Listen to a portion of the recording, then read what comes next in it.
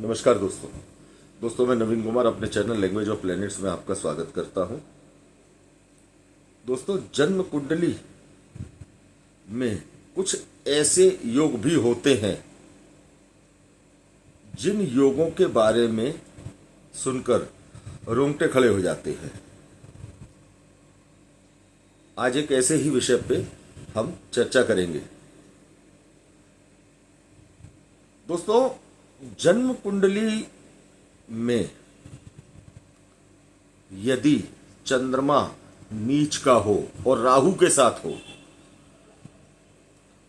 साथ ही भाग्य भाव कमजोर हो या भाग्य में पाप ग्रह हो। दूसरा सूत्र, मंगल शनि राहु जन्म कुंडली में एक साथ हो। तीसरा सूत्र, जन्म कुंडली में राहु और चंद्रमा की युति कुंडली के छठे, आठवें, 12वें या तीसरे स्थान में हो। चौथा सूत्र के जातक को सप्तम स्थान में मंगल, राहु, केतु, शनि इनमें से कोई ग्रह हो। साथ ही लग्न कमजोर हो, नवम भाव कमजोर हो, लग्न में या नवम भाव में पाप ग्रह मौजूद हो। ये सारे सूत्र ध्यान से समझिए, क्योंकि ये ऐसे सूत्र हैं कि बहुत लोगों की कुंडली में होते हैं, लोगों को अंदाजा नहीं होता। ये कोई धनदायक सूत्र नहीं है, ये एक ऐसे विषय से संबंधित सूत्र हैं जिसकी कल्पना से ही रोंगटे खड़े हो जाते हैं। दोस्तों, जन्म कुंडली के अंदर लग्न और नवम भाव यदि कमजोर है, चंद्रमा नीच का है, राहु के साथ बैठा हुआ है, या नवम भाव में पाप ग्रह हैं और चंद्र राहु की युति है, लग्न कमजोर है, या मंगल शनि राहु की युति है जन्म कुंडली में और चंद्रमा नीच का है, या कुंडली के सप्तम स्थान में मंगल शनि राहु केतु में से कोई भी ग्रह हो, लग्न कमजोर हो, लग्न और नवम भाव में पाप ग्रह हों, तो जातक को अचानक से भूत प्रेत संबंधी समस्या का सामना करना पड़ जाता है।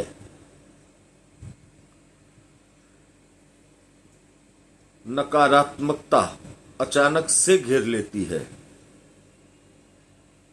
दोस्तों, भूत प्रेत एक ऐसा सब्जेक्ट है जिसके बारे में शुरू से विवाद चला आ रहा है कि भूत प्रेत होते हैं या नहीं होते हैं। लेकिन हमारा मानना यह है कि ईश्वर की अनुपस्थिति ही शैतान की उपस्थिति है। अंधेरे की उजाले की अनुपस्थिति ही अंधेरे की उपस्थिति है। तो दोस्तों, हम ये नहीं कहते कि भूत प्रेत होते हैं या नहीं होते हैं, क्योंकि हमारा कभी पाला इन सब चीजों से नहीं पड़ा। लेकिन इतना जरूर है कि ये सभी चीजें इंसान के साथ तभी घटित होती हैं जब उस जातक की कुंडली में जातक का लग्न, चंद्र और भाग्य कमजोर हो। नकारात्मकता अचानक से जातक को घेरना शुरू कर देती है। दोस्तों, इसमें एक सूत्र और जुड़ेगा। देखिए, यदि जन्म कुंडली में बुध कुंडली में नीच का हो, कुंडली में मार्केश बना रहा हो, अर्थात दूसरे सातवें भाव में हो और मार्केश बना रहा हो, और उस पर उसके साथ राहु या शनि मौजूद हो, लग्न कमजोर हो, भाग्य कमजोर हो, ये सूत्र भी इस स्थिति में जिम्मेदार होता है।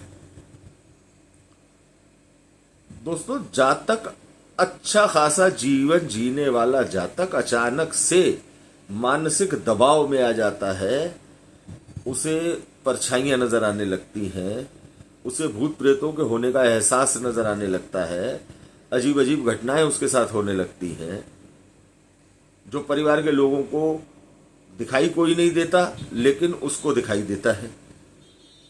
अर्थात कहीं ना कहीं वो मानसिक दबाव में है।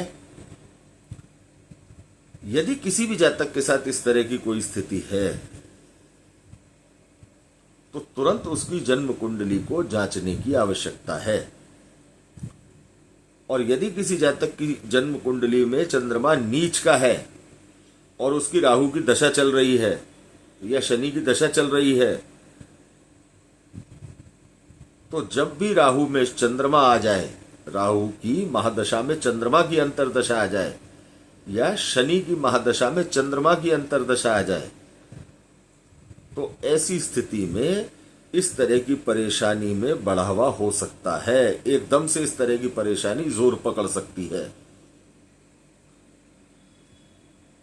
केवल भूत प्रेत से संबंधित ही नहीं, यदि इस तरह के योग कुंडली में हैं और वो गोचर में किसी भी समय घटित हो रहे हैं, तो जातक बिना कारण ही तंत्र मंत्र का शिकार भी हो जाता है।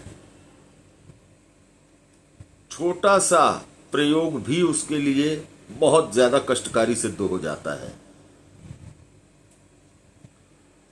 तो दोस्तों, इस तरह के योगों से सदैव बचाव की जरूरत है। हम फिर से कहते हैं कि हम इन चीजों को प्रामाणिकता नहीं देते कि भूत प्रेत होते हैं या नहीं होते हैं, लेकिन नकारात्मकता तो जरूर होती है, नेगेटिविटी तो जरूर होती है, जो पाप ग्रहों के द्वारा परोसी जाती है, विशेष तौर पर शनि और राहु। नकारात्मक व्यक्ति अकेले रहना पसंद करता है, ऐसी जगह जाना पसंद करता है जहां कोई न हो, खंडहर मकान, वीरानी, अंधेरा, अकेलापन, ख्यालों में रहना, ये इसके लक्षण हो सकते हैं। ये स्थिति जातक को भूत प्रेत से संबंधित शिकायत या डिप्रेशन, मानसिक ग्रस्तता, जातक की मानसिक स्थिति को इतना कमजोर कर देती है ये स्थिति कि जातक को संभलने में कई साल लग जाते हैं और ना चाह करके भी परिवार को तंत्र मंत्र के चक्कर में या भूत प्रेत के चक्कर में किसी न किसी तांत्रिक की शरण लेनी पड़ती है। तो दोस्तों, किसी भी तरह का कोई इस तरह का दोष यदि कुंडली में है तो सबसे पहले बिना समय गंवाए आप अपनी जो भी वर्तमान दशा महादशा चल रही है उसी के अनुसार उसके उपाय करना शुरू कर दें, जिससे कि कल को यदि वो समय आता है तो आपको उससे संबंधित कष्ट ना आए। आदमी की बौद्धिक क्षमताएं खत्म हो जाती हैं। अच्छा खासा इंसान पागलों की तरह व्यवहार करने लगता है। अभी कुछ ही दिन पहले इस तरह का एक मामला हमारे परिवार में भी देखने को मिला। हमारे दूर के रिश्ते के भाई लगते हैं, उनकी कुंडली में भी चंद्रमा अष्टम स्थान में राहु के साथ, लग्न कमजोर, भाग्य में शनि। तो दोस्तों, ये स्थितियां जो हैं ये अच्छे खासे नौकरी करने वाले इंसान को, अच्छे खासे कारोबार में सफल इंसान को, अच्छे खासे जीवन को जी रहे इंसान को एकदम से नेगेटिविटी में ला करके उसे मानसिक अवसाद में ले जाने के लिए काफी है। अनजाने भय सताने लगते हैं यदि इस तरह के योग कुंडली के अंदर होते हैं। तो दोस्तों, सबसे पहले अपने लग्न को जांचें, लग्नेश को जांचें। कुंडली के नवम भाव को जांचें, नवमेश को जांचें और कुंडली में पाप ग्रहों की स्थिति को देख लीजिए कि कहीं चंद्रमा नीच का होकर उनके साथ तो नहीं बैठा है या चंद्रमा पाप प्रभाव में तो नहीं है। यदि इनमें से किसी भी प्रकार की कोई समस्या दिखाई देती है कुंडली के अंदर, तो सबसे पहला काम आप ये करें कि रोज शाम को हनुमान जी के आगे एक दीपक घी का जला करके बजरंग बाण का पाठ करना आप शुरू कर दें तत्काल, क्योंकि बजरंग बाण एक तांत्रिक पाठ है और हनुमान जी की असीमित शक्तियां बजरंग बाण के पाठ में हैं।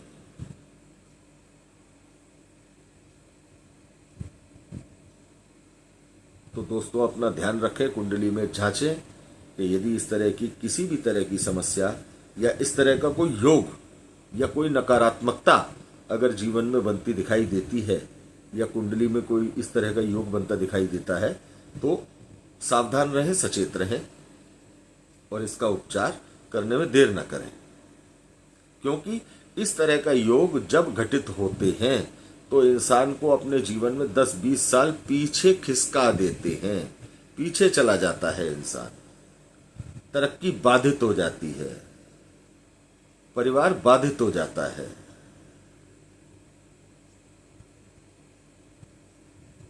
तो दोस्तों यदि आपको हमारे द्वारा दी गई इस वीडियो से संबंधित जानकारी अच्छी लगी हो तो आप वीडियो को ज्यादा से ज्यादा लाइक करें, ज्योतिष पसंद करने वाले लोगों के साथ शेयर अवश्य करें और चैनल को सब्सक्राइब जरूर करें।